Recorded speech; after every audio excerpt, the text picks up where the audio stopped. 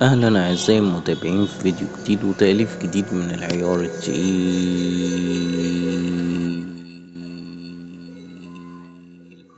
جدا. تأليف جديد من العيار التقيل جدا يا أعزائي المتابعين، حلقة رقم 24 من قصة الوحوش. طبعا يا أعزائي المتابعين احنا القصة وقفنا تأليفها، ما كملناهاش في رمضان، والوقت احنا داخلين على عيد الأضحى، وفي نفس الوقت قصة لسه فاضل فيها حلقات لسه ما نزلتش.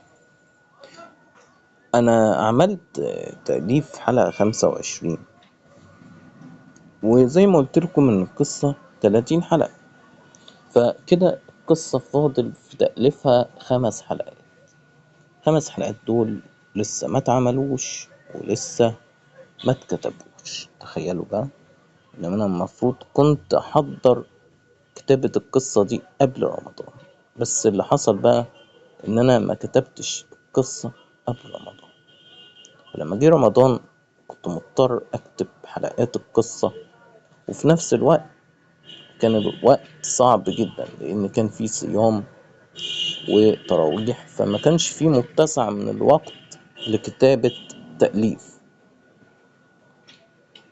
طبعا يا أعزائي المتابعين الكلام ده هنعوضه إن شاء الله رمضان الجاي في تأليف وكتابة قصة بشكل مثالي، ويتم تصوير التأليف قبل قدوم رمضان كمان، علشان يبقى الموضوع منسق ومنظم بشكل أفضل بكتير من كده. طبعا اللي بيسأل عن الأغاني الحزينة، احنا حاليا تقريبا مفيش تأليف أغاني حزينة هيتم، لأن احنا داخلين على العيد وما ينفعش إن احنا في الفترة دي نكتب أغاني حزينة.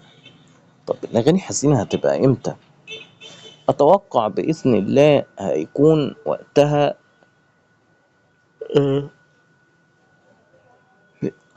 هيكون وقتها يعني حوالي شهر 6، وهنعمل أغاني حزينة حلوة أوي. وطبعا يا أعزائي المتابعين أنا آسف إن أنا قطعت الفيديو، لكن كنا في موضوع مهم جدا عايز أقول لكم عليه. إن الفترة دي كانت فترة عصيبة جدا، من حرب الإيرانية وانهيار القناة ما بتجيبش مشاهدات خالص بشكل كبير، وأنا وقفت تأليف الفترة اللي فاتت بسبب الموضوع ده. إن أنا لاقي إن القناة الشغل فيها وحش جدا،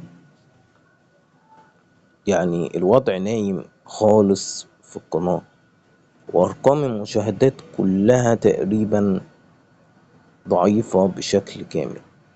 فأنا آسف يا أعزائي المتابعين، بس اللي بيحصل ده ما اسموش كلام.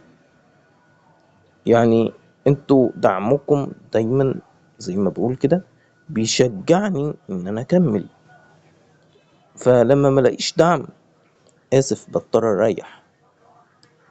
فيا أعزائي المتابعين الدعم ثم الدعم ثم الدعم، لأن هو ده الحاجة اللي بتخليني أقدر أكمل وأقدر إن أنا أنزل فيديوهات جديدة. تنزيل الفيديوهات الجديدة معتمد اعتماد تام على دعمكم.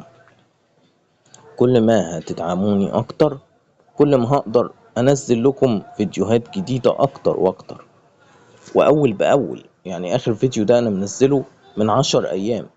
هتسألوني طب أنت ليه ما نزلتش فيديو جديد بعدها؟ هقولك إن أنا أصلا الفترة اللي فاتت كلها عمال أراقب معدلات زيادة المشاهدة في الفيديو، ومفيش نتيجة. فأنا مش قادر أصور لكم فيديو جديد وأنا مش لاقي أساسا نتيجة. فمعلش يا أعزائي المتابعين خلينا واقعيين، النتيجة هي اللي بتخليني أكمل في التصوير فيديوهات أكتر وأكتر. ان شاء الله لينا فوقة مع القناة، فوقة كبيرة، وان شاء الله هنظبط الدنيا. اشوفكم في فيديو جديد، مع السلامة.